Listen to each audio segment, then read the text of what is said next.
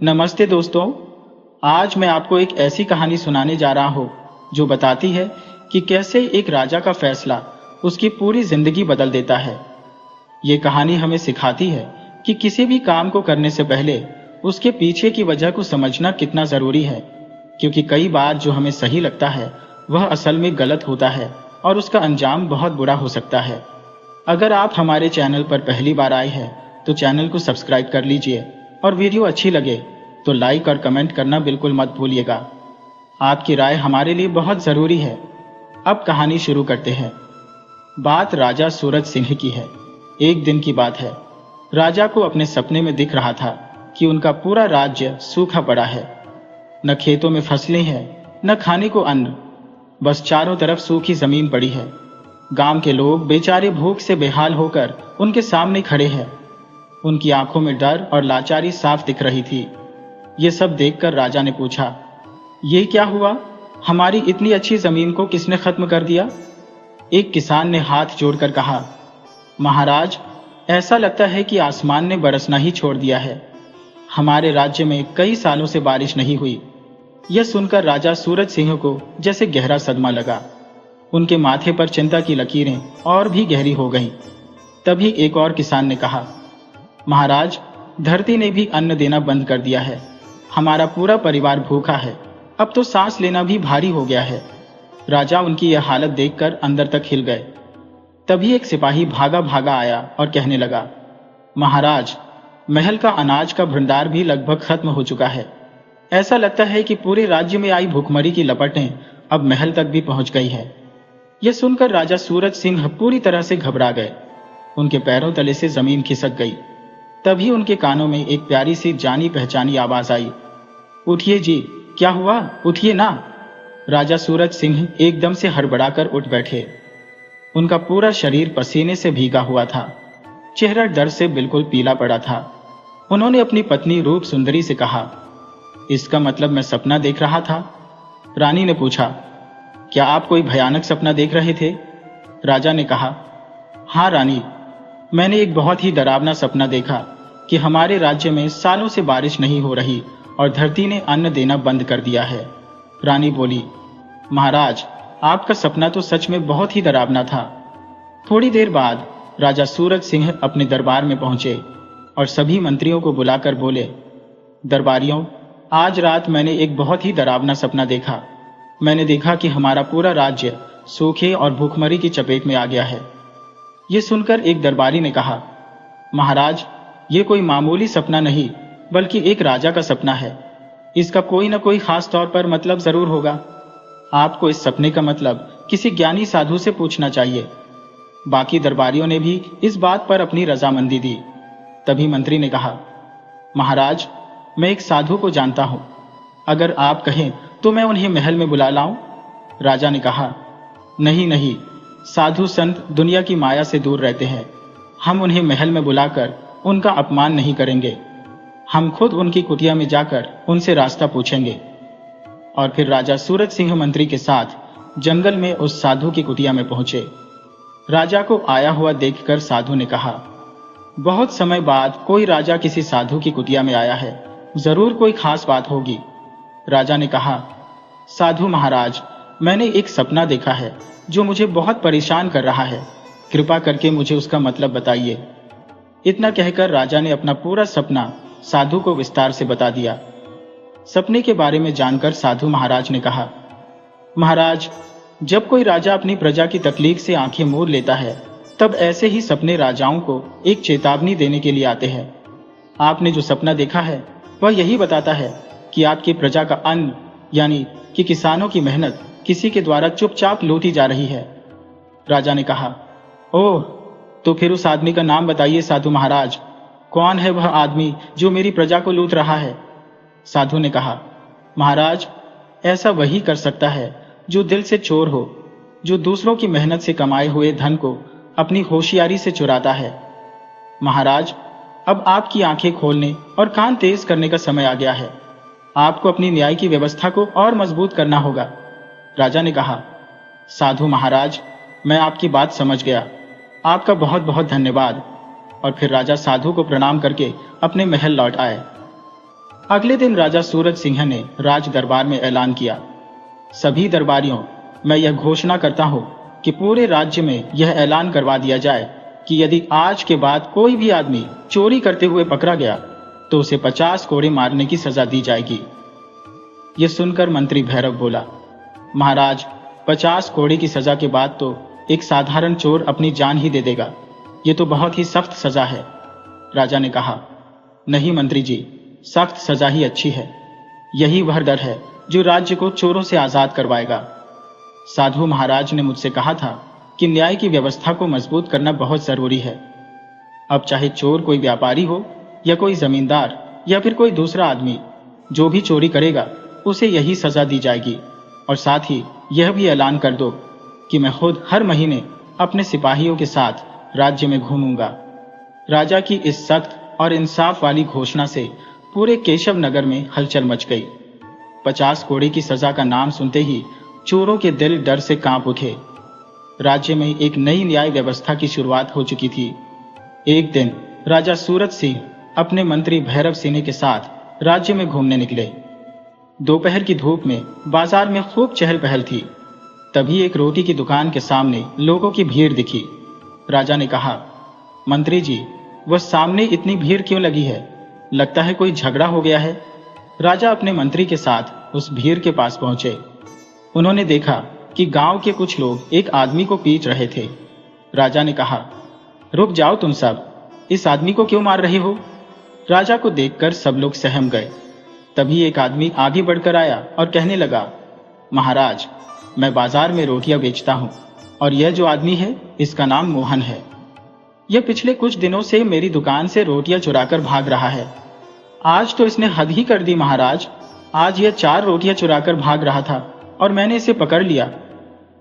राजा सूरज सिंह उस आदमी की तरफ देखने लगे जो बेचारा डरा सहमा खड़ा था। राजा ने उससे पूछा, क्या यह सच है? वह आदमी बोला, महाराज, मेरी बात तो सुनिए, मैं और मेरा परिवार। राजा ने उसे बीच में ही रोककर कहा, मुझे यह मत बताओ कि तुम्हारे परिवार की क्या हालत है। मेरे कानों ने बस यही सुना है कि तुमने चोरी की है। चाहे वह रोटी की हो या सोने के भंडार की, चोरी तो चोरी ही होती है। बताओ, क्या तुमने सच में चोरी की है? उसने कहा, महाराज, मैंने मजबूरी में चोरी की है। राजा ने गुस्से में कहा, हर चोर कोई ना कोई मजबूरी तो बताता ही है। अभी अभी तुमने खुद अपनी जुबान से माना कि तुमने चोरी की है। अब इससे कोई फर्क नहीं पड़ता कि तुम्हारी क्या मजबूरी थी। तुमने मेरे आदेशों का पालन नहीं किया। सिपाहियों, इस आदमी को अभी के अभी 50 कोड़े लगाए जाए। यह सुनकर वहां पर मौजूद सभी लोग बहुत डर गए। तभी वह दुकानदार बोला, महाराज, मैं माफी चाहता हूं, लेकिन 50 कोड़े तो इसके लिए बहुत ज्यादा है। नहीं महाराज, इसे माफ कर दीजिए, मैं इसे माफ करने को तैयार हूं। राजा ने कहा, हमें यह मत बताओ कि क्या करना है और क्या नहीं करना। यहाँ के राजा हम हैं, तुम नहीं, समझे? मोहन को 50 कोड़े लगाए जाए। और फिर एक सिपाही कोड़े मारने लगा। बेचारा मोहन 20 कोड़े भी सह नहीं पाया और उसने दम तोड़ दिया। मोहन की लाश देखकर राजा सूरज सिंह गंभीर हो गए। उन्होंने मंत्री की ओर देखा और बोले, लगता है यह पहले से ही बीमार था। मंत्री जी, इसके परिवार का पता लगाओ और उनकी कुछ मदद भी कर देना। यह कहकर राजा सूरज सिंह सीधे अपने महल लौट गए। समय ऐसे ही बीता। धीरे धीरे राजा सूरज सिंह का केशव नगर चोरों से पूरी तरह से आजाद हो चुका था। अब चोरी के नाम से भी लोग कांपने लगे थे। सच तो यह था कि चोर भूल चुके थे कि चोरी कैसे की जाती है। ऐसे ही 10 साल और बीत गए। एक दिन राजा जैसे ही अपने कमरे में आए तो उन्होंने देखा कि उनकी पत्नी रूप सुंदरी उदास बैठी हुई थी। राजा ने कहा, रानी, तुम इतनी उदास क्यों हो? तुम्हें तो खुश होना चाहिए कि हमारा राज्य तो अब राम राज्य बन गया है। अब कोई चोरी नहीं होती। आम आदमी अपना सामान यूं ही छोड़कर चला जाता है। उन्हें चोरी का कोई डर नहीं है। रानी बोली, महाराज, इस बात से तो मैं बहुत ही खुश हूं, पर आप क्यों नहीं समझते कि मेरी गोद अब तक सोनी है? आप क्यों नहीं सोचते कि कल आपके बाद इस राज्य को कौन संभालेगा? राजा चौंक गए और सोचने लगे, न्याय की व्यवस्था को मजबूत करने में मुझे यह तो ध्यान ही नहीं रहा कि अब तक मैं संतान के सुख से दूर हूं। रानी ने कहा, महाराज, मुझे नहीं लगता कि अब मैं माँ बन पाऊंगी। मुझे लगता है कि आपको दूसरी शादी कर लेनी चाहिए। राजा ने कहा। नहीं नहीं रानी रूप सुंदरी, कोई ना कोई उपाय तो जरूर होगा। हम आज ही इस बारे में अपने सभी दरबारियों से बात करते हैं। अगले दिन राजा ने इस बारे में अपने सबसे खास मंत्री भैरव सिंह से बात की और फिर वह मंत्री के साथ जंगल में एक साधु के पास जा पहुंचे। राजा ने कहा, साधु महाराज, मेरा प्रणाम स्वीकार कीजिए। मैं अब तक संतान के सुख से वंचित हूं। साधु महाराज ने उन्हें एक सेब देते हुए कहा, राजन, ये सेब अपनी पत्नी को खिला देना। भगवान की दया से वह जरूर ही गर्भवती हो जाएगी। राजा वह सेब लेकर अपने महल वापस आ गए और अपनी पत्नी को देते हुए कहने लगे, रानी, आप इस सेब को खा लीजिएगा। साधु महाराज का कहना है कि इससे संतान का सुख मिल जाएगा। रानी रूप सुंदरी ने वह सेब खा लिया और कुछ ही दिनों के बाद वह खुश होकर राजा सूरज सिंह से बोली, महाराज, मैं गर्भवती हो गई हूं। यह सुनकर राजा बहुत ही खुश हुए और कहने लगे, अरे वाह, यह तो चमत्कार हो गया। और कुछ समय के बाद रानी ने एक सुंदर से बेटे को जन्म दिया। बेटे के जन्म के बाद राजा बहुत खुश हुए। उनके मन में साधु संतों के लिए इज्जत और भी ज्यादा बढ़ गई। एक दिन वह अपने मंत्री भैरव सिंह से बोले, मंत्री जी सुनिए, जाकर पूरे राज्य में यह घोषणा करवा दीजिए कि अब से हमारे राज्य में साधु संतों का सम्मान करना बहुत जरूरी होगा। यदि कोई आदमी किसी साधु का अपमान करते हुए पकड़ा गया तो उसे बहुत सख्त सजा दी जाएगी। और हाँ, हमारे महल में अब किसी भी साधु को बिना रोक टोक आने की इजाजत दी जाए। राजा का आदेश पूरे राज्य में उसी समय लागू कर दिया गया। समय आगे बढ़ता गया और फिर धीरे धीरे 10 साल और बीत गए। राजा का बेटा अब 10 साल का एक सुंदर बालक बन चुका था। दूसरी तरफ पड़ोसी राज्य विजयनगर में राधा नाम की एक औरत चूल्हे पर रोटियां बना रही थी कि तभी उसके घर में गांव का जमींदार आया और कहने लगा, राधा, तुम्हारा पति कहाँ है? राधा बोली, क्या हुआ जमींदार जी, आप इतने गुस्से में क्यों हैं? जमींदार बोला, अरे क्या बताऊं, कल रात मेरी हवेली में गहनों की चोरी हो गई है और मुझे पूरा शक है। अरे शक नहीं, बल्कि पूरा यकीन है कि वह चोरी तुम्हारे पति ने की है। उसी समय राधा का पति आदित्य वहां पर आ गया और कहने लगा, जमींदार, तुमसे बाकी लोग डरते होंगे, मैं नहीं डरता। अगर तुमने मेरी पत्नी से ऊंची आवाज में बात की ना तो मुझसे बुरा कोई नहीं होगा। जमींदार बोला, अरे वाह, एक तो चोरी ऊपर से सीना चोरी। ये बताओ कि मेरी तिजोरी के गहने तुमने कहां बेचे हैं? आदित्य बोला, जमींदार, तुम्हारे पास क्या सबूत है? अगर सबूत होता ना तो अब तक तुम जेल में होते। ठीक उसी समय वहां पर गांव का मुखिया आ गया और उसके साथ गांव के कुछ लोग भी थे। जमींदार कहने लगा, मुखिया जी देखिए, एक तो इसने चोरी की है, ऊपर से सबूत मांग रहा है। मुखिया बोला, आदित्य, इस गांव का हर आदमी जानता है कि तुम चोर हो, इसलिए शक सीधा तुम ही पर जाता है। मैं तुम्हें 2 दिन का समय देता हूं। अगर तुमने गांव खाली नहीं किया तो हम सब मिलकर तुम्हारे घर में आग लगा देंगे।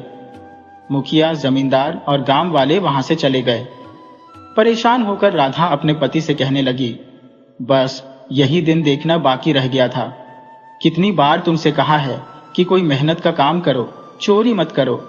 अब समझ में आया कि कल रात तुम देर से क्यों आए थे। जमींदार के घर जो चोरी हुई है वह तुमने की थी ना? आदित्य बोला, अरे अगर चोर चोरी नहीं करेगा तो क्या करेगा राधा? राधा ने कहा, गांव वाले हमें गांव से निकालने की धमकी देकर गए हैं, अब हम कहां जाएंगे? अरे राधा, चिंता मत करो, हम केशव नगर जाएंगे। उसकी बात सुनकर राधा हैरान रह गई और बोली, क्या कहा? केशव नगर? तुम क्या पागल हो गए हो? तुम्हें केशव नगर राज्य का कानून मालूम नहीं? वहां कोई भी चोरी नहीं कर सकता, वह तो चोर मुक्त राज्य है। आदित्य ने कहा, राधा, मुझे कोई फर्क नहीं पड़ता, मैं तो वहां जाऊंगा और देखता हो वहां का राजा मुझ पर भारी पड़ता है या मैं उस पर। राधा ने कहा, अजी, मैं कहती हूं आप कोई काम क्यों नहीं करते? उसकी बात सुनकर आदित्य कुछ देर तक चुप रहा और फिर उसकी आंखों में एक गहराई सी उतर आई। वह कहने लगा, मुझ पर भरोसा रखो राधा, एक दिन मैं काम भी जरूर करूंगा और मेहनत भी करूंगा, लेकिन अभी जो मैं कर रहा हूं ना, बस मुझे वह करने दो। तुम बस इतना जान लो कि मैं यह जो चोरियां कर रहा हूँ किसी मजबूरी में नहीं बल्कि किसी और वजह से कर रहा हूँ। कल हम केशव नगर राज्य की ओर निकल जाएंगे, तैयारी कर लो। अगले दिन राधा और आदित्य केशव नगर राज्य की ओर चल दिए। केशव नगर पहुंचने के बाद आदित्य ने एक सुंदर सी झोपड़ी बनाई और फिर वे दोनों उसी में रहने लगे। कुछ दिन ऐसे ही बीते। एक दिन आदित्य वहां के एक आदमी से बोला, भैया, मैं देख रहा हूं कि जब भी यहां पर कोई साधु आता है तो यहां के लोग डर जाते हैं, भला ऐसा क्यों? वह आदमी कहने लगा, लगता है इस राज्य में तुम नए आए हो। केशव नगर में साधुओं का अपमान करना सबसे बड़ा अपराध है। अगर किसी साधु को बुरा लग गया तो बहुत सख्त सजा मिलती है, इसलिए लोग डरते रहते हैं। गलती से भी कोई गलती नहीं करना चाहता। चलो भैया, अब मैं चलता हूं। इतना कहकर वह आदमी वहां से चला गया। ये सारी बात जानकर आदित्य गहरी सोच में पड़ गया और अपनी झोपड़ी की ओर बढ़ गया। वह अपनी पत्नी से कहने लगा, राधा, तू पूछती थी ना कि मैं चोरी कब छोड़ूंगा, अब वह समय आ गया है। राधा बोली, ये तो बहुत ही अच्छी बात है, लेकिन अब तुम क्या करोगे? मैं केशव नगर का राजा बनूंगा और तुम रानी बनोगी। अगले दिन आदित्य ने एक साधु का रूप बना लिया। राधा बोली, यह सब क्या है? तुम साधु बनकर कहां जा रहे हो?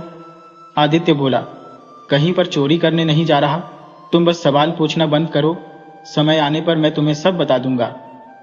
आदित्य साधु के रूप में महल के मुख्य दरवाजे से होता हुआ सीधा राज दरबार में जा पहुंचा, क्योंकि राजा सूरज सिंह के दरबार में किसी भी साधु को सीधा अंदर आने की पूरी इजाजत थी। राजा अपने मंत्री के साथ बैठे हुए थे। साधु को देखकर वह कहने लगे, साधु महाराज, आपका स्वागत है। साधु बोला, राजन, सुना है कि आपके राज्य में साधु संतों का अपमान करना गलत है। ये सुनकर मैं बहुत खुश हूं और मुझे लगा कि आपसे मिलना चाहिए, इसलिए मैं आपसे मिलने के लिए महल में आ गया। राजा बोला, आपने बहुत ही अच्छा काम किया। साधु महाराज, कहिए, मैं आपकी क्या सेवा कर सकता हूं? साधु बोला, महाराज, मैं आपकी बुद्धिमानी की परीक्षा लेना चाहता हूं। अगर आपने मेरे 3 सवालों के जवाब सही सही दे दिए तो मैं आपकी समझ का सम्मान करूंगा, लेकिन अगर आप सही जवाब न दे पाए तो मैं समझूंगा कि आप में बुद्धिमानी की कमी है और एक कमजोर दिमाग वाला आदमी किसी राज्य का राजा नहीं बन सकता, इसलिए आप राजा होने के लायक नहीं माने जाएंगे। ठीक है साधु महाराज, आप सवाल पूछ सकते हैं। नहीं राजन, पहले आप वचन दीजिए कि यदि आप मेरे सवालों का जवाब नहीं दे पाए तो आपको अपनी राजा गद्दी छोड़नी होगी, और यदि आपके राज्य में कोई भी आदमी उन 3 सवालों का जवाब दे देगा तो आप खुद अपने हाथों से उसे मुकुट पहनाएंगे और उसे इस राज्य का नया राजा बनाएंगे। ये सुनकर राजा सोच में पड़ गया। वह बोला, साधु महाराज, आपने तो हमें मुश्किल में डाल दिया। साधु मुस्कुराते हुए कहने लगा, राजन, यह आपके बनाए हुए ही नियम है और उन नियमों के हिसाब से साधु का अपमान करना सजा का हकदार है। यदि आप मेरी बात मानने से मना करते हैं तो फिर यह मेरा अपमान समझा जाएगा। राजा कुछ देर तक चुप रहा और फिर गंभीर होकर बोला, ठीक है साधु महाराज, मैं आपको वचन देता हूं। साधु बोला, तो सुनिए, ये है मेरे 3 सवाल। पहला सवाल है, वह कौन सी चीज है जो जितनी बांधी जाती है उतनी ही बढ़ती जाती है? दूसरा सवाल है, वह क्या है जो बिना पंख के उड़ती है और बिना मुंह के बोलती है और बिना शरीर के हर जगह पहुंच जाती है? तीसरा सवाल है, वह कौन है जो न दिखाई देता है न सुनाई देता है, परंतु सबसे बड़ी ताकत वही रखता है? साधु के यह 3 सवाल सुनकर पूरे दरबार में जैसे एक शांति सी छा गई। राजा सूरज सिंह भी चुप हो गए, मंत्री भैरव भी सोच में पड़ गए, सारे दरबारी एक दूसरे का मुंह देखने लगे। राजा बोला, साधु महाराज, यह सवाल आसान नहीं है, मुझे थोड़ा समय चाहिए। राजन, समय नहीं, जवाब चाहिए। आपने वचन दिया था, यदि आप जवाब नहीं दे सके तो राजगद्दी का फैसला इसी समय करना होगा। यह सुनकर राजा बिल्कुल चुप हो गए। मंत्री भैरव सिंह भी कुछ न कर पाए और फिर साधु ने कहा, पूरे राज्य में यह घोषणा करवा दी जाए, जो कोई भी आदमी मेरे इन 3 सवालों का जवाब देगा वही इस राज्य का नया राजा बनेगा। राजन, यदि आपने वचन तोड़ा तो आपके महल और आपके राज्य की राख भी नहीं बचेगी। ये कहकर साधु बना हुआ आदित्य वहां से चला गया और राजा सूरज सिंह ने भारी मन से राज्य में यह घोषणा करवा दी कि जो कोई भी उनके 3 सवालों का जवाब देगा वही राज्य का अगला राजा बनेगा। पहला सवाल है कि वह कौन सी चीज है जो जितनी बांधी जाती है उतनी ही बढ़ती जाती है। दूसरा सवाल है, वह क्या है जो बिना पंखों के उड़ती है, बिना मुंह के बोलती है और बिना शरीर के हर जगह पर पहुंच जाती है। तीसरा सवाल है, वह कौन है जो न दिखाई देता है न सुनाई देता है, पर सबसे बड़ी ताकत वही रखता है। सोचो, समझो और जवाब लेकर राजमहल में पहुंचो। राज्य के कोने कोने में यह आवाज फैल चुकी थी। दूसरी तरफ राधा अपने पति से कहने लगी, आदित्य, तुमने सुना राजा सूरज सिंह ने क्या घोषणा करवाई है? हाँ हाँ पता है, और वह घोषणा करवाने के लिए मैंने ही उससे कहा था। इसका मतलब यह है कि तुम साधु के रूप में राजा के महल में गए थे और वह सवाल तुमने ही पूछे थे? हाँ राधा, वह साधु मैं ही था और अब मैं ही उन सवालों के जवाब देने के लिए राजा के महल में जा रहा हूं। राधा ने परेशान होकर कहा, कहीं तुम पकड़े न जाओ। आदित्य ने कहा, राधा, मैंने अपने पूरे जीवन में जितनी भी चोरियां की है, आज तक कभी भी मैं पकड़ा नहीं गया, और आज मैं अपने जीवन की सबसे बड़ी चोरी करने के लिए जा रहा हूं, और यह मेरी आखिरी चोरी होगी, और यह पूरे राज्य की चोरी होगी, और वह भी राजा की आंखों के सामने से। बस तुम देखती जाओ। यह कहकर आदित्य वहां से चला गया। अगले दिन आदित्य सीधा राज दरबार में जा पहुंचा। राजा ने उससे पूछा, तो क्या तुम जानते हो कि मेरे तीनों सवालों के जवाब क्या है? आदित्य बोला, सबसे पहले महाराज को मेरा प्रणाम। महाराज, मैं बिल्कुल जानता हूं। तो पहले सवाल का जवाब दो, वह कौन सी चीज है जो जितनी बांटी जाती है उतनी ही बढ़ती जाती है? यह तो बहुत ही आसान सा सवाल है महाराज, वह है प्रेम। प्रेम को जितना बांटा जाता है वह उतना ही बढ़ता जाता है। ठीक है, दूसरा सवाल है, वह क्या है जो बिना पंख के उड़ती है, बिना मुंह के बोलती है और बिना शरीर के हर जगह पहुंच जाती है? महाराज, इसका जवाब है हमारे विचार। ठीक है, तो तीसरा सवाल सुनो, वह कौन है जो न दिखाई देता है न सुनाई देता है और सबसे बड़ी ताकत वही रखता है? महाराज, वह है हमारी आस्था, यानी कि श्रद्धा। उसके तीनों जवाब सुनकर दरबार में एक शांति सी छा गई।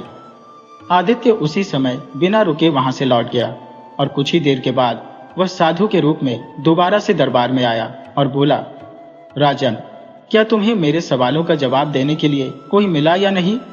राजा ने कहा, साधु महाराज, किसी ने प्रेम, विचार और आस्था जवाब दिए हैं। साधु बोला, अच्छा, यह तो उसने बिल्कुल सही जवाब दिए हैं। जिसने भी यह जवाब दिए हैं उसे आज ही राज्य का अगला राजा घोषित कर दिया जाए। अगर आज सूरज ढलने से पहले तुमने यह काम नहीं किया तो तुम्हारे राज्य में बहुत तबाही आ जाएगी। राजा बोला, साधु महाराज, लेकिन आप जो कह रहे हैं, मैं तो आपके सामने ही अपना मुकुट सौंपना चाहता हूँ। राजन, मैं एक राज्य में 1 या 2 दिन से ज्यादा नहीं रुकता। मुझे तुम पर भरोसा है, क्योंकि तुम्हारी आंखों में मैंने साधु के लिए सम्मान देखा है। ये कहकर साधु वहां से चला गया। राजा सूरज सिंह ने तुरंत सिपाहियों को आदेश दिया कि उस आदमी को ढूंढकर लाया जाए जो यह जवाब देकर गया था। सिपाही आदित्य की झोपड़ी में पहुंचे और आदित्य और राधा को महल में लेकर आ गए।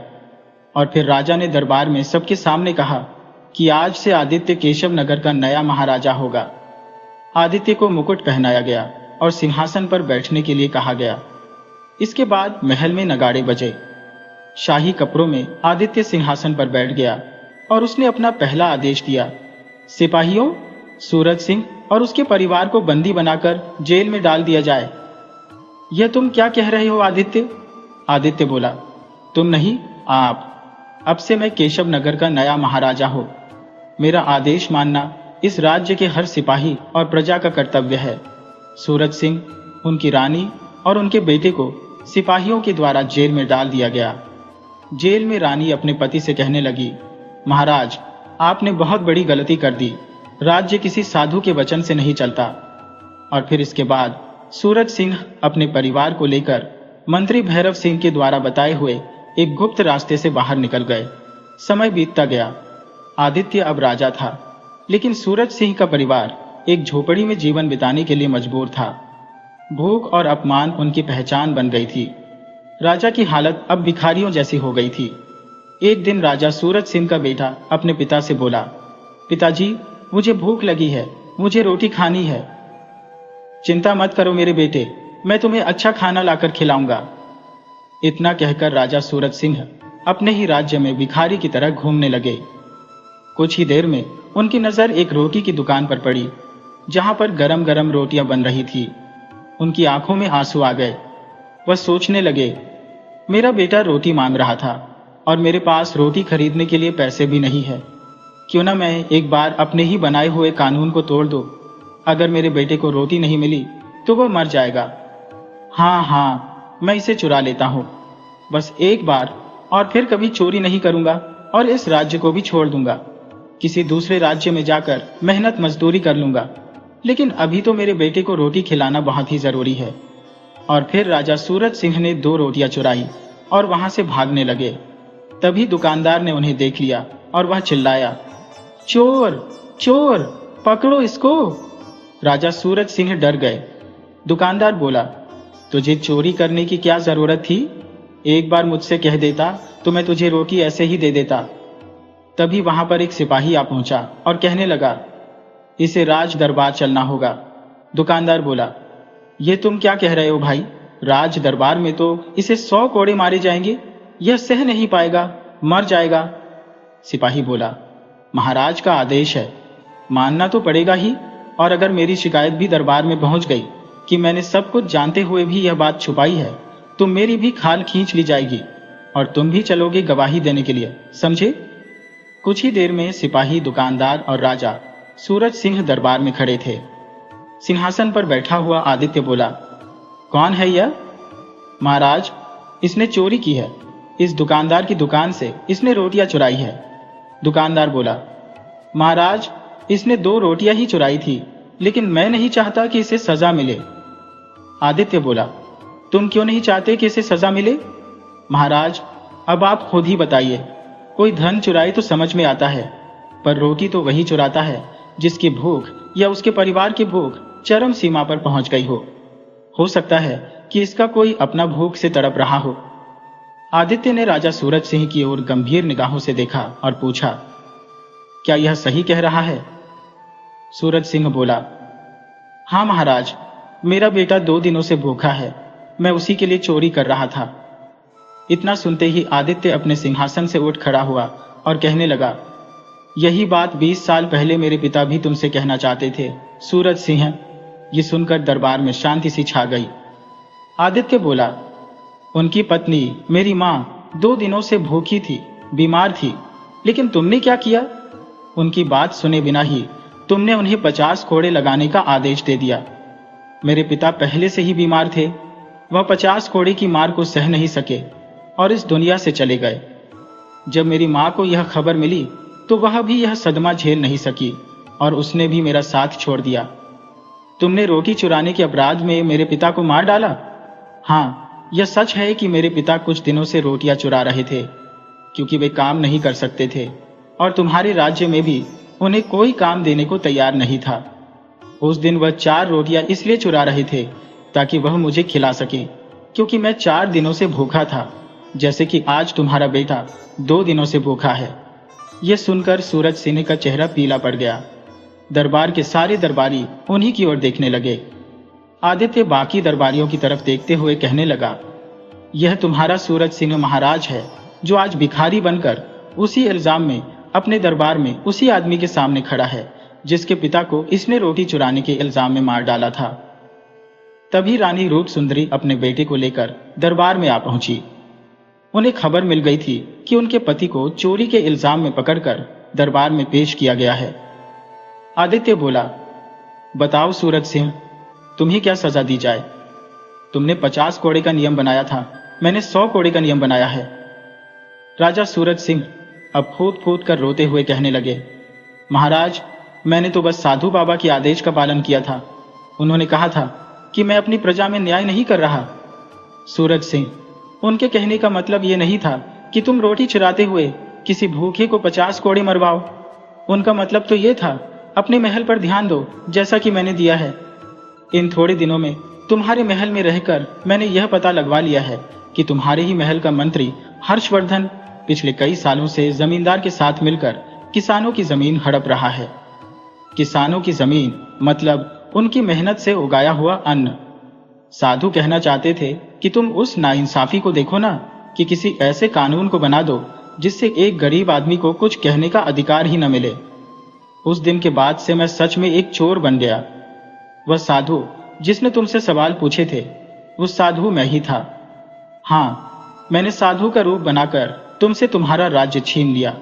मैंने यह सब कुछ किया किसी राज्य का ताज पाने के लिए नहीं, बल्कि इसलिए ताकि तुम्हें आईना दिखा सकूं। राजा बनना आसान है सूरज सिंह, लेकिन प्रजा के पेट की आग को समझना मुश्किल है। आज तुमने खुद महसूस किया ना, जब तुम्हारा बेटा भूखा था तो तुम भी चोर बन गए। अब सोचो उन लाखों लोगों के बारे में जिनके पास रोटी नहीं होती, तो वे क्या करें? बताओ सूरज सिंह।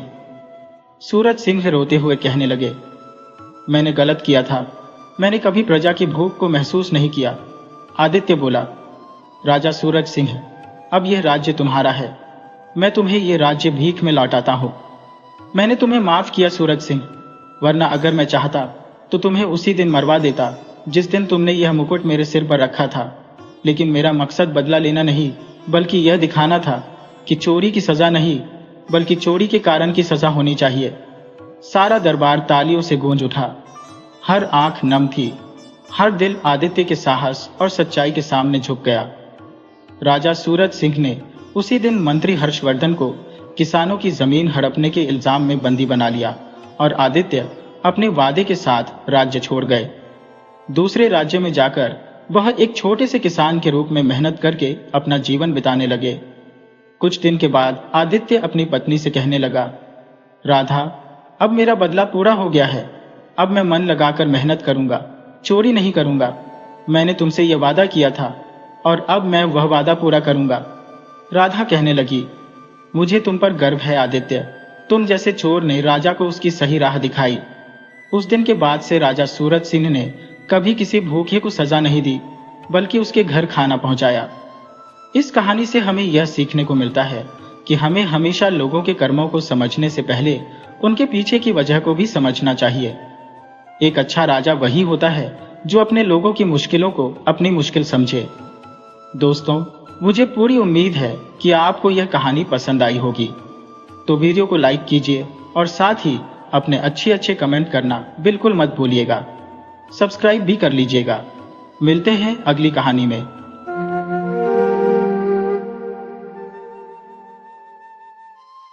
एक गांव में एक ब्राह्मण रहता था। वह बहुत गरीब था। इस वजह से भिक्षा मांगकर अपना और अपने परिवार का पेट पालता था। वह इतना गरीब था कि कभी कभी उसे भिक्षा पर ही गुजारा करना पड़ता था।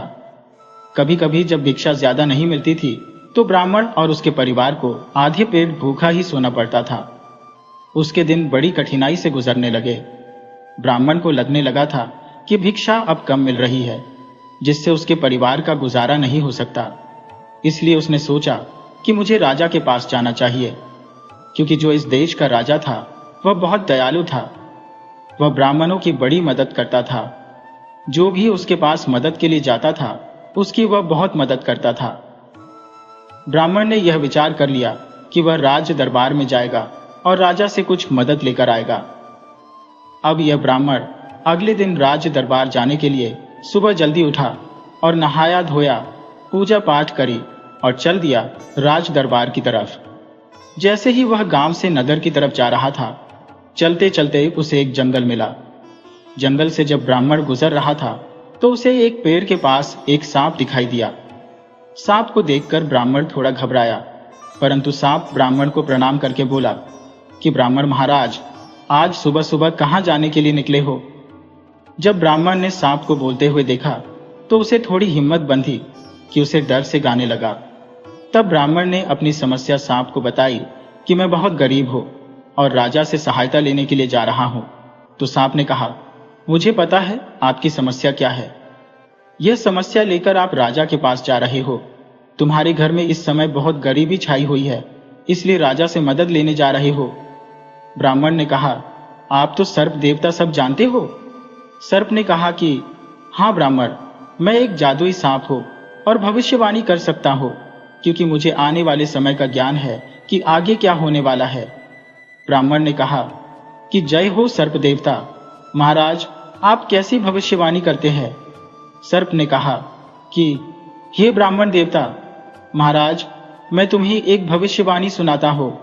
तुम जो महाराज को जाकर बता देना, लेकिन मेरी शर्त है, जो धन तुम्हें राजा देगा उसका आधा धन तुम मुझे दोगे।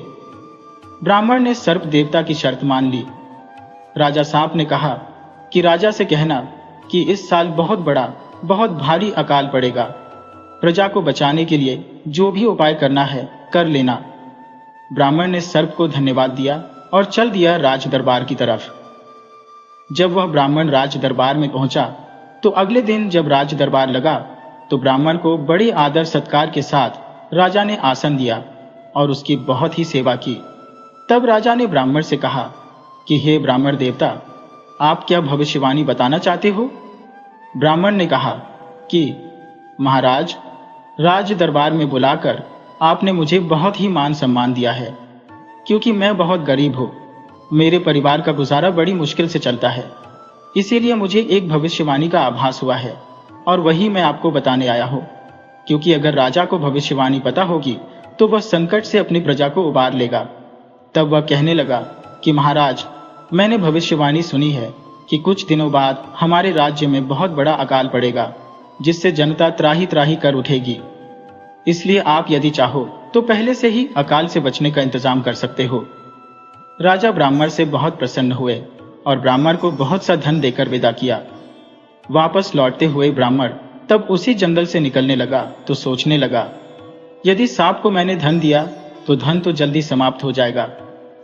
इसलिए ब्राह्मण रास्ता बदलकर दूसरे रास्ते से अपने गांव चला गया। भविष्यवाणी के अनुसार कुछ समय बाद बहुत बड़ा अकाल पड़ा, लेकिन राजा ने पहले से जानकारी होने से सारे इंतजाम कर लिए थे, इसलिए राजा को कोई समस्या नहीं हुई। 1 साल बीता, 2 साल बीते, ब्राह्मण का धन धीरे धीरे खत्म हो गया। ब्राह्मण फिर से राजा से मदद मांगने के लिए उसने जो निश्चय किया कि वह फिर से राजा से मदद मांगेगा। वह फिर सुबह जल्दी उठा, अपना नहाया धोया, भगवान भजन किया और चल दिया उसी जंगल के रास्ते। फिर उसे रास्ते में वह फिर वही सांप मिला। उसने सांप ने फिर राज पंडित से अभिवादन किया, उसको नमस्कार किया और सांप ने ब्राह्मण से कहा, आधा धन देने की शर्त पर मैं तुम्हें फिर से भविष्यवाणी एक बता सकता हूं। तो मेरी भविष्यवाणी राजा को बता देना, और तो विधान मिले वह मेरे को आधा देना। ब्राह्मण ने उसकी बात मानने की। ठीक है, तो मुझे भविष्यवाणी बताओ। जो धन दूंगा राजा देगा, उसमें से आधा मैं तुम्हें दे दूंगा। तब सांप कहने लगा कि इस साल बहुत ही भयंकर युद्ध होगा, इसलिए जो भी तैयारी करनी है वह राज्य कर ले। आधा धन देने का वादा कर वह ब्राह्मण आपसे वादा करके वहां से चला गया। ब्राह्मण जब राज दरबार में पहुंचा तो राजा ने ब्राह्मण का बहुत सम्मान किया, साथ ही ब्राह्मण के स्वागत सत्कार में कोई कमी नहीं छोड़ी। अगली सुबह जब राज दरबार लगा तो ब्राह्मण को बहुत ही आदर और सम्मान के साथ आसन दिया गया और उससे बोले कि ब्राह्मण देवता, बताओ अब आप क्या भविष्यवाणी लेकर आए हो? ब्राह्मण ने राजा से कहा, महाराज, इस साल आपके यहाँ राज्य में एक बहुत ही भयंकर युद्ध होगा कि पड़ोसी राज्य तुम्हारे राज्य पर आक्रमण करने वाला है। आपको जो भी तैयारी करनी है अभी से कर लो। इस बार राजा ने ब्राह्मण को पहले से अधिक धन देकर विदा किया। अब ब्राह्मण बड़ा खुशी खुशी अपने घर की तरफ चल दिया। अब रास्ते में फिर ब्राह्मण को वहीं सर्प मिलने वाला था, वहीं जंगल आ गया। तो ब्राह्मण ने सोचा कि यदि सांप को सांप मिला तो आधा धन ले लेगा, इतने सारे धन का आधा मैं उसे क्यों दूं? रोटी होना में सांप को लाठी से मार दो। हाथ में लाठी लिए ब्राह्मण जब सांप के पास पहुंचा तो इस सर्प देवता खतरा भांप गए और बिल में जाने लगा। ब्राह्मण ने सांप के पीछे से लाठी से वार कर दिया, जिससे सांप की पूंछ कट गई, लेकिन सांप जीवित बच गया। सांप के भविष्यवाणी के अनुसार इस साल राजा के राज्य पर पड़ोसी राज्य ने चढ़ाई कर दी है और भयंकर युद्ध हुआ, लेकिन पहले से जानकारी होने के कारण राजा इस बार विजयी रहा। अब राजा को जो जानकारी थी तो इस कारण राजा युद्ध जीत गया और ब्राह्मण का जो धन था वह धीरे धीरे खत्म होने लगा। धन 2-3 साल चलने के बाद फिर खत्म हो गया। उसके सामने फिर संकट आ पड़ा। उसके घर में फिर संकट शुरू हो गया। उसकी रोजी रोटी और भूखों मरने की नौबत आ गई। वह फिर से भिक्षा मांगने पर मजबूर हो गया। जो ब्राह्मण था उसने एक बार फिर राजा के पास जाने का निश्चय किया। वह फिर सुबह जल्दी उठा, नहाया धोया और पूजा पाठ किया और सुबह ही राज दरबार के लिए निकल दिया। अब जो जंगल रास्ते में पड़ता था, जब ब्राह्मण जंगल में पहुंचा तो उसका सांप सामने खड़ा हुआ मिला।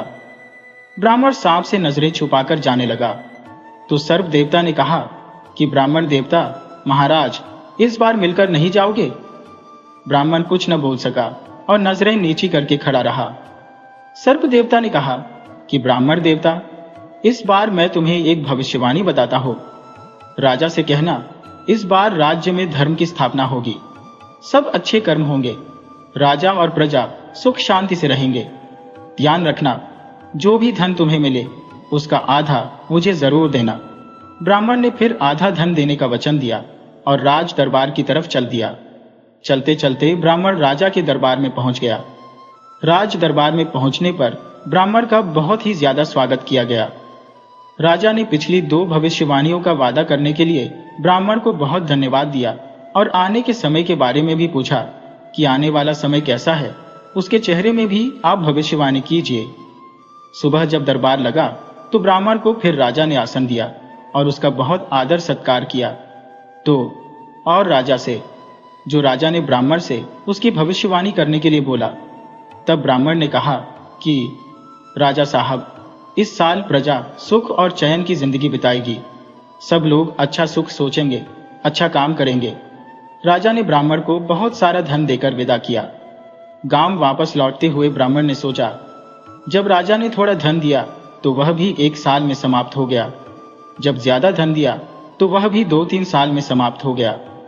सर्प से मैंने गद्दारी भी की और इस सांप के कारण ही मुझे यह धन प्राप्त हुआ है।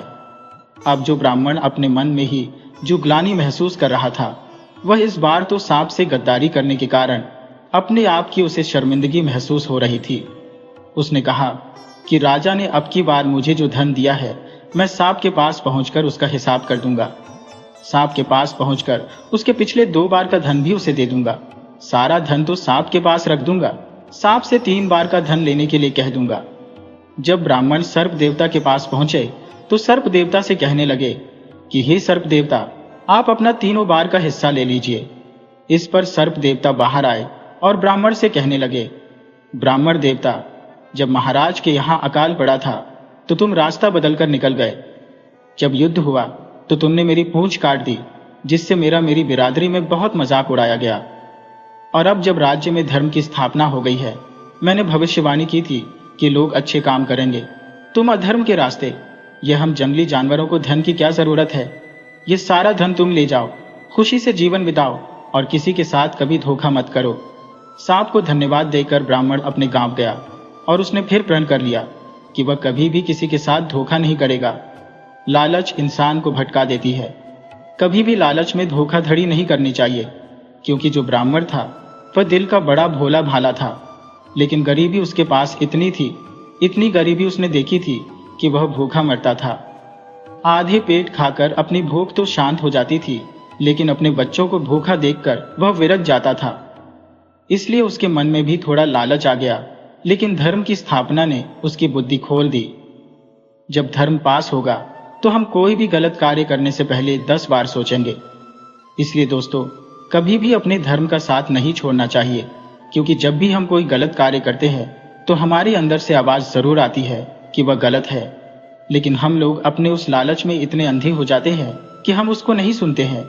लेकिन ब्राह्मण को अपनी गलती का एहसास हुआ और उसने अपनी गलती को सुधार लिया।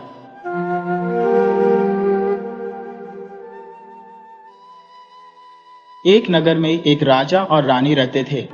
उनके एक बेटा था जो बहुत मन्नतों के बाद पैदा हुआ था, इसलिए राजा और रानी उसे बड़े प्यार से पालते थे। रानी बड़ी धार्मिक महिला थी। समय बीता और राजकुमार बड़ा हो गया तो राजा और रानी को उसकी शादी की चिंता सताने लगी।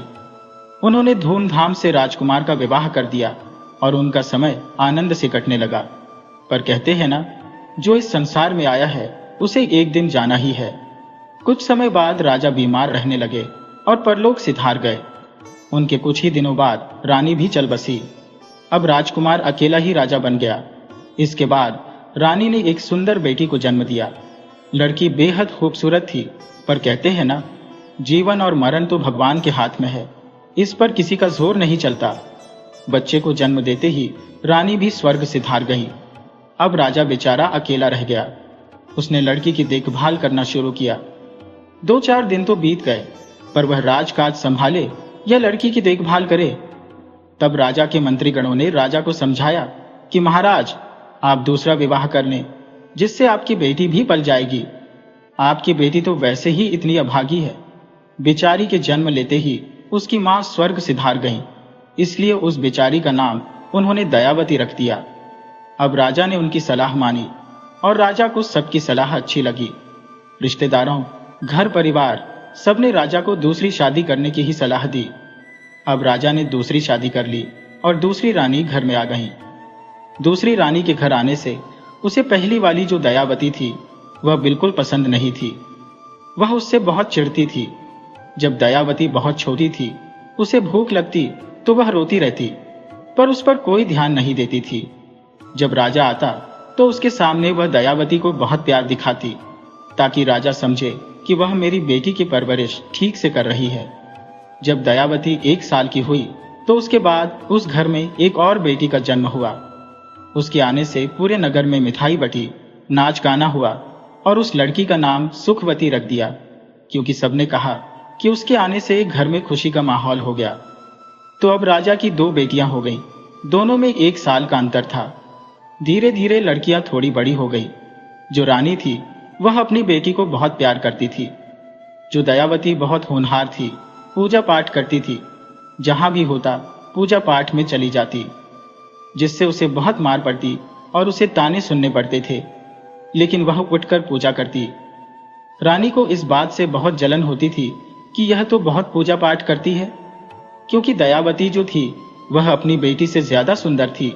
उस चीज से भी रानी को बहुत जलन होती थी।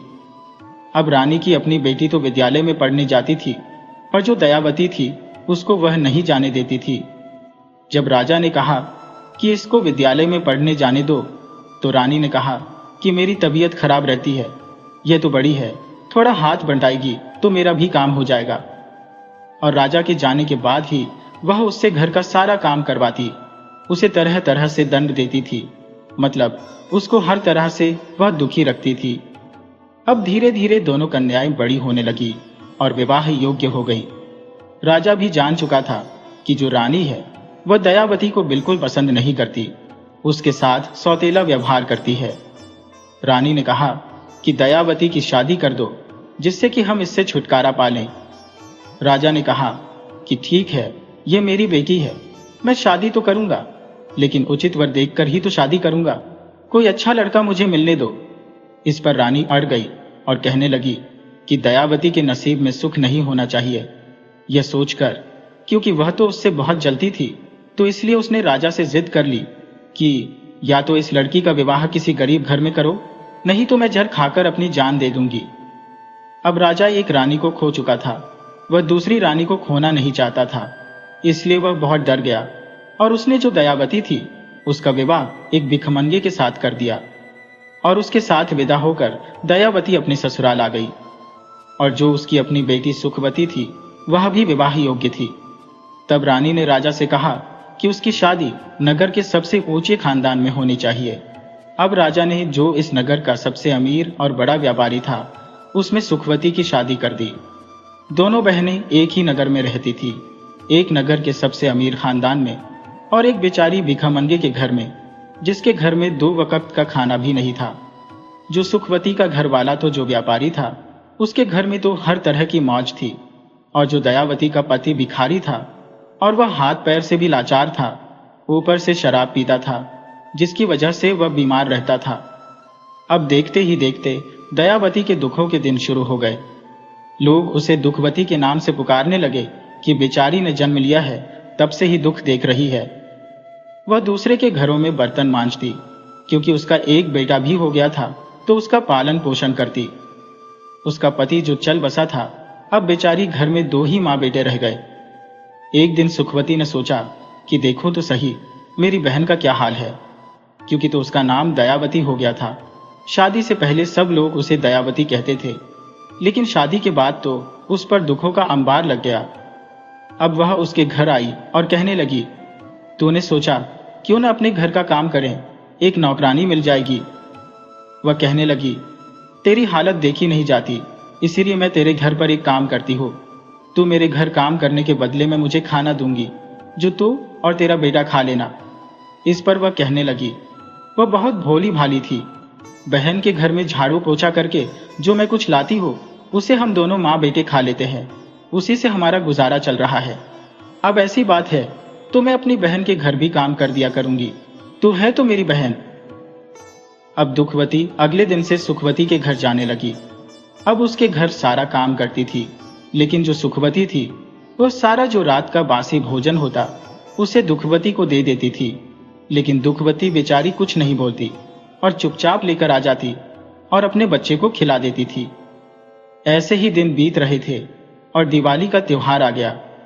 दिवाली का त्योहार आ गया तो जो छोटा बच्चा था उसने देखा आस पड़ोस में पकवान बन रहे हैं, तो उसकी इच्छा भी पकवान खाने की हुई। तो वह अपनी माँ से कहने लगा, माँ मुझे भी पकवान खाने हैं, दिवाली आ गई है, आज मैं बासी खाना नहीं खाऊंगा।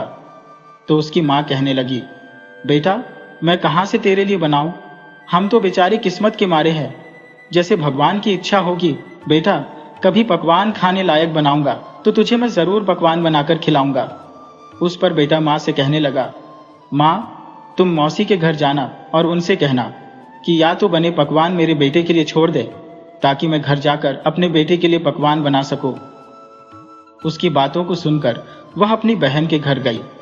घर जाकर काम कर दिया और कहने लगी, दीपावली का त्योहार है और मेरे बेटे ने इच्छा जताई कि तुम तो मुझे थोड़ा सूखा आटा या फिर कुछ बने पकवान दे दो।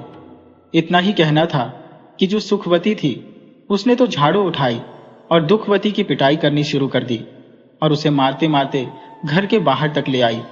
अब बेचारी दुखवती को बासी खाना भी नहीं मिला। वह रोटी गिड़गिड़ाती अपने घर आ गई और घर की टूटी झोपड़ी थी उसमें आकर बैठकर रोने लगी। अब रोने लगी उसका बेटा और कहने लगा, माँ नहीं दिए होंगे, लेकिन क्या कहती अपने बेटे को। गले से लगाकर जोर जोर से रोने लगी और उसने सारी बात अपने बेटे को बताई। उसका बेटा कहने लगा, नहीं माँ मुझे कोई नहीं खाना है, तुम आराम करो। और दोनों माँ बेटे दिवाली का त्योहार था, दोनों भूखे पेट सो गए। अगले दिन उठी तो उसकी ममता तड़प तड़प तड़प रही थी कि बच्चा भूखा और मैं इतनी लाचार हूं कि अपने बच्चे के लिए मैं कुछ नहीं कर सकती। तभी उसने ठान लिया कि आज से मैं बहन के घर काम करने नहीं जाऊंगी, आज से मैं जंगल में जाऊंगी। उससे अच्छा तो जंगल से लकड़ियां लेकर बेच दूंगी, कम से कम मेरे घर का गुजारा तो होगा, मेरे बच्चे का पेट तो भरेगा। ये सोचकर वह जंगल में माता रानी का नाम लेकर चल दी। उसने कहा कि दुख तो जीवन का आधार है, ये तो जीवन में लगे रहेंगे, लेकिन मुझे हिम्मत नहीं हारनी चाहिए। और वह हिम्मत करके जंगल की तरफ बढ़ी। जैसे ही वह जंगल की तरफ जाने लगी तो चलते चलते काफी आगे निकल गई। तभी उसने देखा कि एक गाय ब्याने वाली थी, उसको प्रसव पीड़ा हो रही थी। तो गाय ने कहा, बहन तुम मेरी मदद कर दो, मुझे बड़ी पीड़ा हो रही है।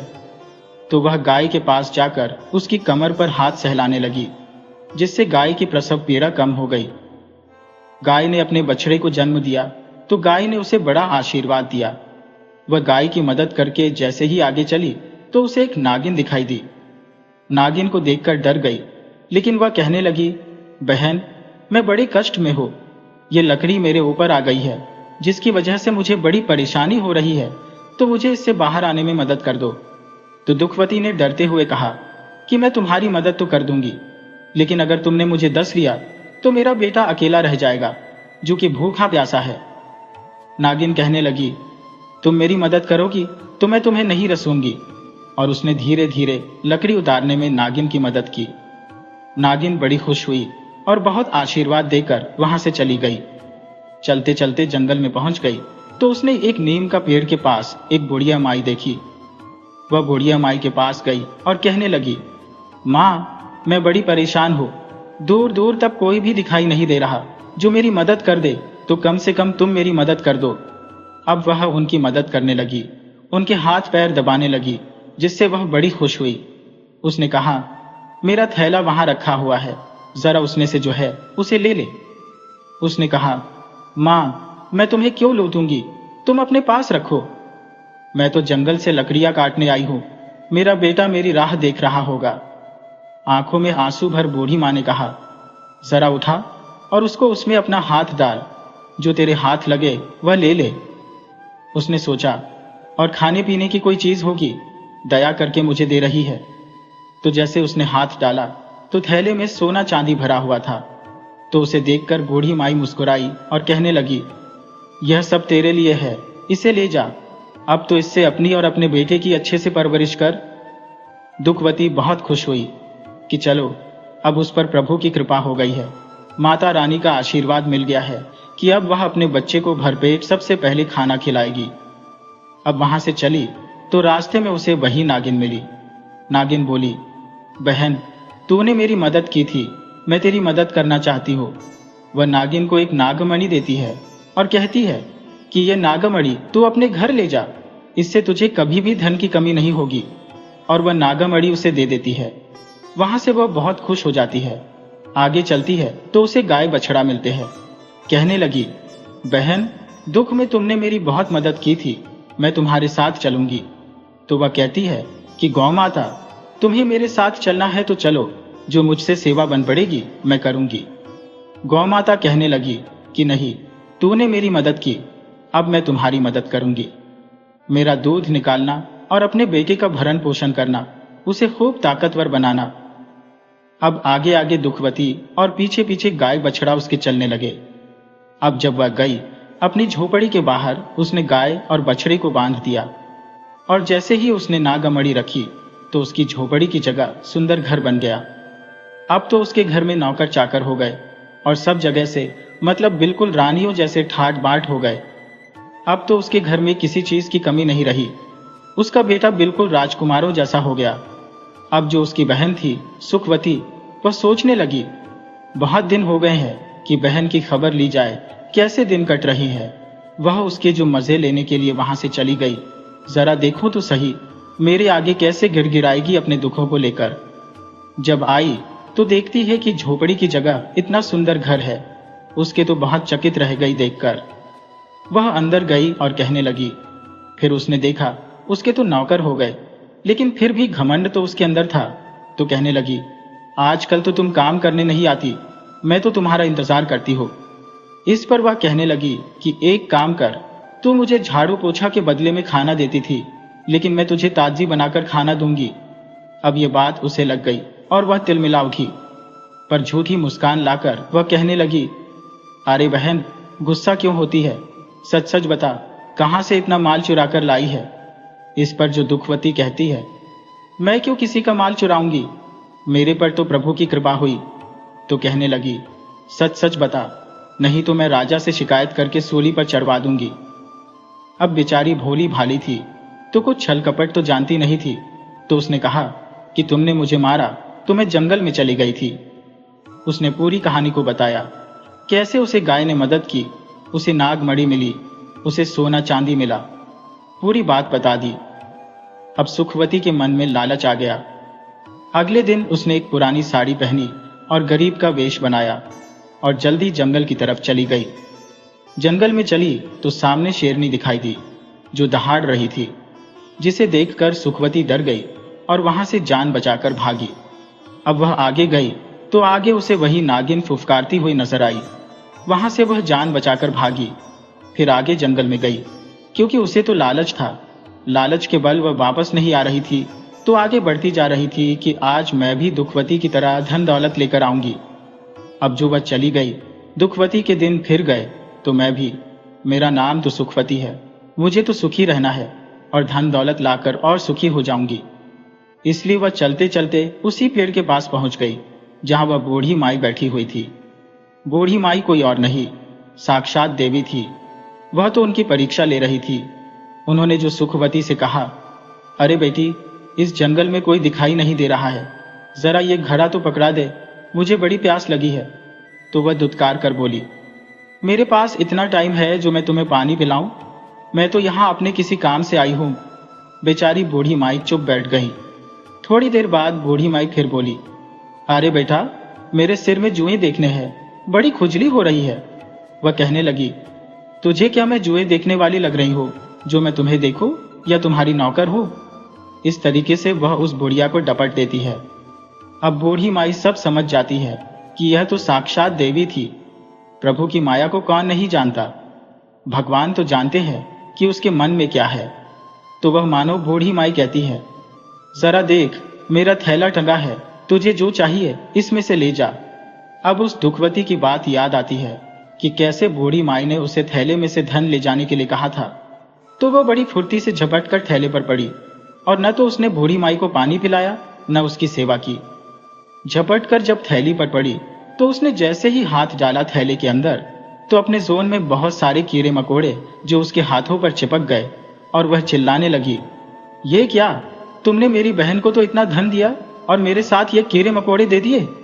तो इससे बूढ़ी माई एक छड़ी उठाती है और उसकी खूब पिटाई करती है और कहती है कि तेरी बहन तो सबकी है, वह तो परम भक्त है, भगवान की परम भक्त है, बड़ी भोली भाली, दिल की बड़ी सच्ची है, और तू इतना कुछ होते हुए भी लालच के बल उसे नीचा दिखाने के लिए आई है।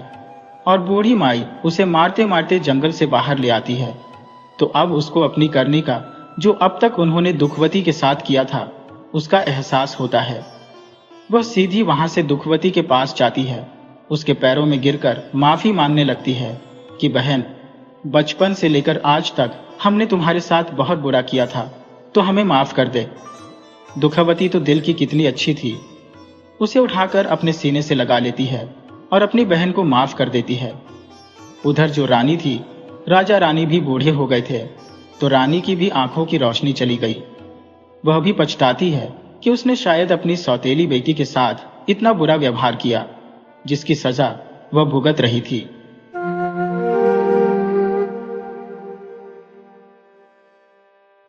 एक साहूकार था जिसके एक बेटा और एक बेटी थे। उसने अपने बेटे और बेटी में बहुत प्यार था और दोनों की शादी कर दी थी। बेटी की शादी को अभी ज्यादा दिन नहीं हुए थे। बेटी की शादी हो गई थी तो घर में बहू आ गई थी। वह पहले से ही अपनी ननद को पसंद नहीं करती थी और उसने धीरे धीरे घर का सारा लेन देन, खर्चा पानी सब अपने हाथ में कर लिया। वह अपने पति के सबके खिलाफ कान भरती रहती, खासकर अपनी ननद के खिलाफ। उसे अपनी ननद का मायके आना बिल्कुल भी अच्छा नहीं लगता था, इसलिए वह घर का खर्चा भी अपनी मर्जी से चलाती थी। साहूकार बूढ़ा हो रहा था और उसने सारा व्यापार अपने बेटे को सौंप दिया था, इसलिए वह भी कुछ नहीं बोलता था। साहूकार और उसकी पत्नी जैसे उसकी बड़ी बहू चलाती थी वैसे ही चलते, जैसे कहती वैसे ही करते, क्योंकि उसका पति उसके काबू में था। अब सावन का महीना आया।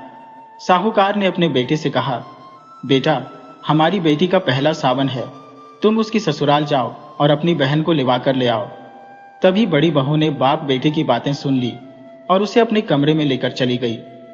जब वह कमरे में गई तो अपने पति से कहने लगी, देखो जी, तुम्हारी बहन यहाँ आती है, मुझे अच्छा नहीं लगता। अब वह यहाँ आए तो यहाँ पर आकर उसका कितना खर्चा करना पड़ेगा।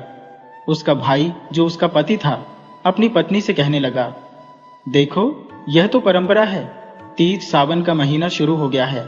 तीज और रक्षाबंधन तो लड़की पहले अपने मायके में ही मनाती है, लेकिन जब उसकी पत्नी ने खर्चे का हवाला देते हुए और फिजूल खर्ची बताकर मना किया तो वह कहने लगा, अगर मैं जाने के लिए मना कर दूंगा तो पिताजी बहुत गुस्सा होंगे। इस पर वह घमंडी बहू बोली, देखो, आप कोई भी बहाना बना दीजिए, आप बाहर जाइए और एक दिन बिताकर कहीं दूसरे दिन आ जाइए और कह देना कि बहन ने आने से मना कर दिया। अब साहूकार के बेटे को अपनी पत्नी की योजना सही लगी। अब वह अगले ही दिन बोला कि मैं बहन को लिवाने के लिए बहन की ससुराल जा रहा हूं, और वह अपनी बहन की ससुराल नहीं जाकर अपनी ससुराल पहुंच गया। अपनी ससुराल में उसकी बड़ी आवो भगत हुई और एक रात बिताकर अगले दिन वह फिर अपने गांव की तरफ चल दिया। जब वह अपने घर पहुंचा तो साहूकार और साहूकारनी बड़ी बेसब्री से उसका और अपनी बेटी का इंतजार कर रहे थे।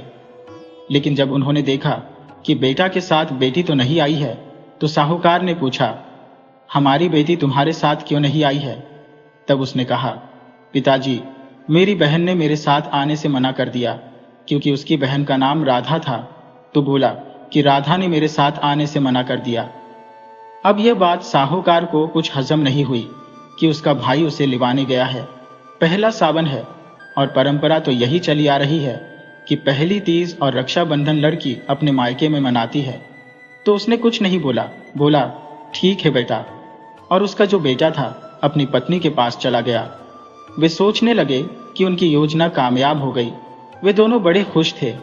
अब साहूकार को यह अच्छा नहीं लग रहा था कि उसकी बेटी उसके पास पहला सावन बिताने नहीं आई, क्योंकि पहला सावन मनाने के लिए तो सबकी बेटियां आई हुई है और हमारी बेटी का तो पहला सावन है और वही नहीं आई। इसलिए साहूकार खुद ही अपनी बेटी की ससुराल के लिए चल दिया। चलते चलते वह अपनी बेटी के ससुराल पहुंच गया। अपने पिता को देखकर बेटी बहुत खुश हुई। उसने अपने पिता का खूब आदर सत्कार किया, अच्छे से बिठाया और बाप बेटी दोनों आपस में बातें करने लगे। बातों बातों में साहूकार ने कहा, बेटी तुझसे बड़ा मिलने का मन था और इसलिए हम तुझे सावन मनाने के लिए लेने के लिए तेरा भाई आया था, लेकिन तूने आने से क्यों मना कर दिया। अब जो राधा थी वह अपने भाई और भाभी की चालाकियों को तो जानती थी। वह तो जानती थी कि भाभी तो उसको पसंद नहीं करती है, लेकिन वह इतना बड़ा झूठ बोलेंगे ये सुनकर उसे दुख तो हुआ, लेकिन वह सारी बात समझ गई। तब वह अपने पिता से कहने लगी, पिताजी मेरी तबीयत खराब थी, इसलिए मैंने अपने भाई के साथ आने से मना कर दिया। अगर आप जोर देते हो तो मैं राखी वाले दिन रक्षाबंधन मनाने जरूर आ जाऊंगी। और यह कहकर पिता अपनी बेटी से विदा लेकर अपने गांव चल दिया। अब धीरे धीरे रक्षाबंधन का दिन भी आ गया। रक्षाबंधन का दिन आ गया, सब चारों तरफ रक्षाबंधन का त्योहार मनाया जाने लगा। राधा भी तैयार होकर अपने मायके चली गई। माता पिता अपनी बेटी को देखकर बहुत खुश हुए, लेकिन जैसे ही उसकी भाभी ने राधा को देखा तो उसे बड़ा गुस्सा आया। वह तो उसे देखकर जल भुन गई कि यह तो बिना बुलाए फिर भी आ गई, क्योंकि उसको मालूम नहीं था कि उसका ससुर भी उसे लिवाने के लिए गया था। अब वह अपने पति को अपने साथ कमरे में अंदर लेकर गई और कहने लगी, जी इस राधा से हमें राखी नहीं बनवानी है, कोई भी बहाना लगा दीजिए और चलिए। अगर हम इससे राखी बनवा लेंगे तो जरूर हमें इसे कुछ उपहार देना पड़ेगा और हमारे पास इतना पैसा नहीं है कि हम लुटाते फिरें। पति जो अपनी बीवी का पूरा गुलाम था वह कहने लगा, ठीक है। तभी राधा की भाभी जो कि बड़ी घमंडी थी, उसने बीमारी का बहाना बनाया और वहां से तुरंत निकल गई, क्योंकि उसे भी अपने मायके जाना था। लेकिन वह राखी बनवा कर जाती थी। जाना था उसे, अगर राखी बनवा तब उसे मायके अपने जाती, लेकिन साथ में ससुर के आगे जब उसने बीमारी का बहाना बनाया तो कोई उसे रोकने वाला नहीं था। उसने बीमारी का बहाना बनाया और दोनों पति पत्नी घर से निकल गए।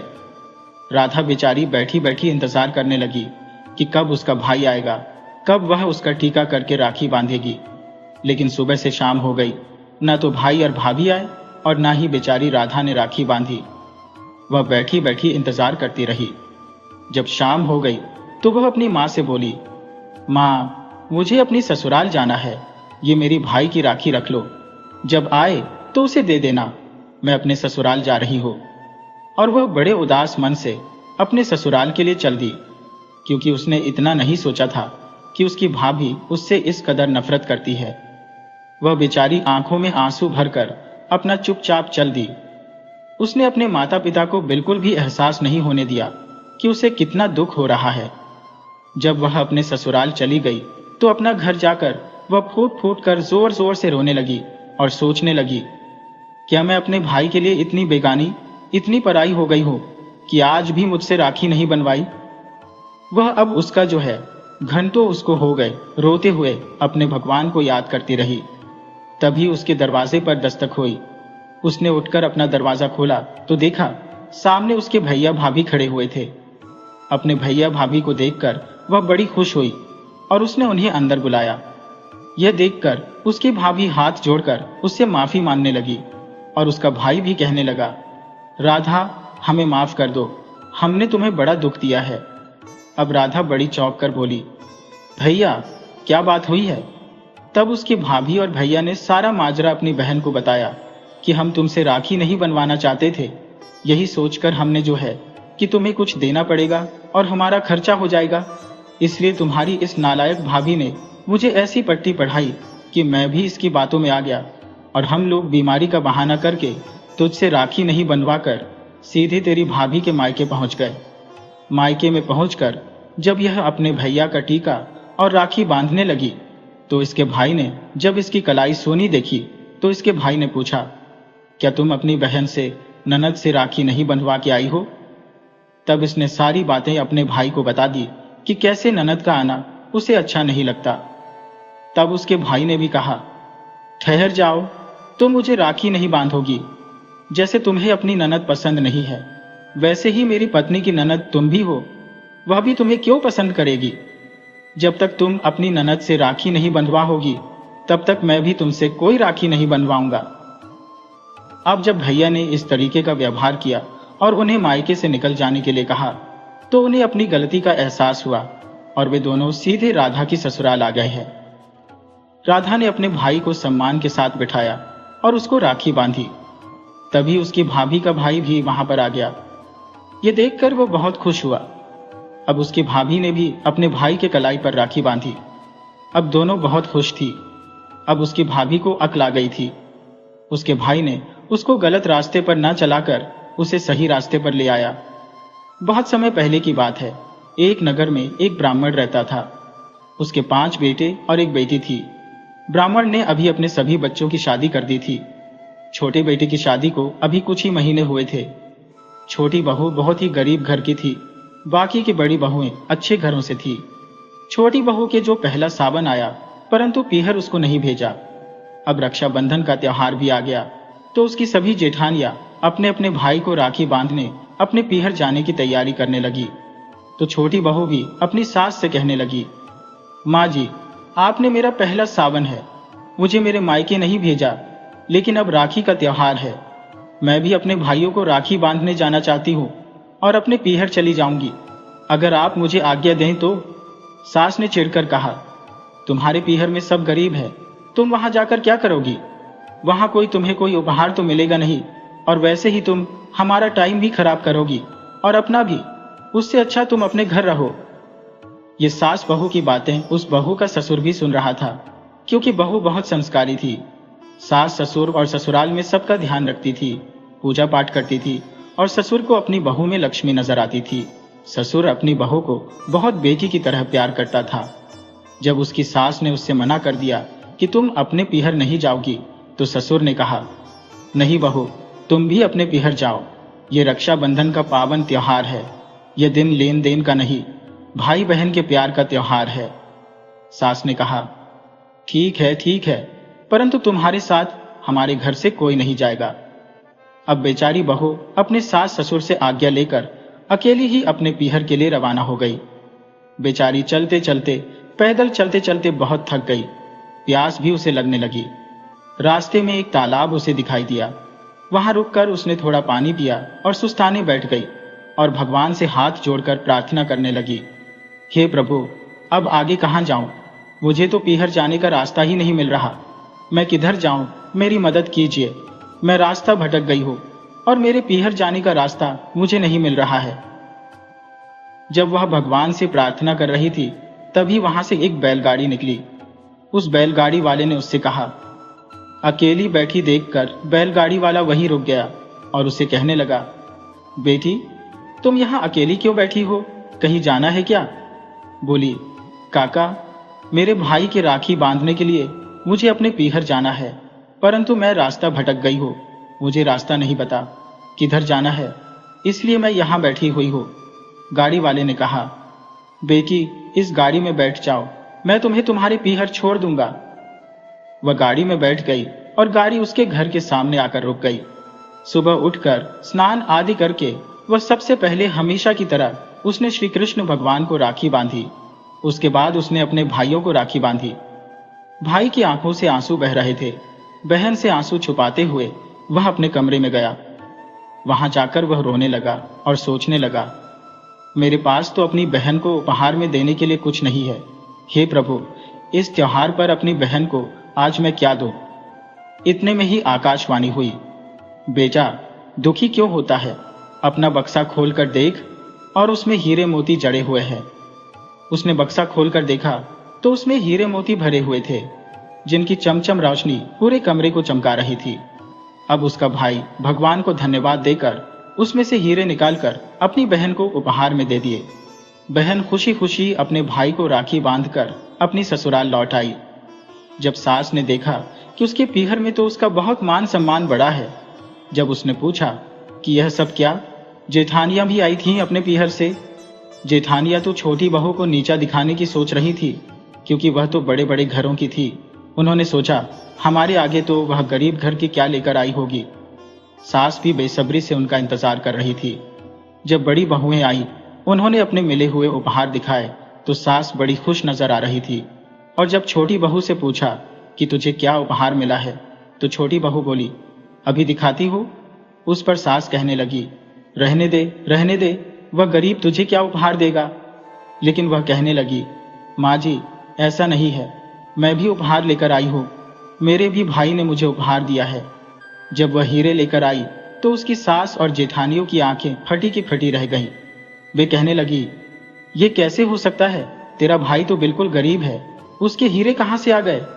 तब वह कहने लगी, माँ जी मैंने हर रक्षाबंधन पर सबसे पहले भगवान श्री कृष्ण को राखी बांधी है, इसलिए उनकी कृपा से ही एक गरीब बहन को इतना कीमती उपहार मिला है और एक भाई ने अपनी बहन का मान बढ़ाया है। अब तो उसकी सास अपनी बहू से हाथ जोड़कर माफी मांगने लगी और कहने लगी, बेटी हमें माफ कर दो, हमने तेरे गरीब भैया का बड़ा मजाक बनाया है और तुझे बहुत ही दुख दिया है। अब सास से बहू बोली, कोई नहीं माँ जी, आप बड़े हो और हम छोटे हैं। हे श्री कृष्ण भगवान, जैसे आपने उस बहन का मान बढ़ाया, ऐसे ही सभी बहनों का मान बढ़ाना, सबके भाइयों की रक्षा करना। तो दोस्तों, इस कहानी को सुनकर आपको कैसा लगा, हमें कमेंट में जरूर बताएं।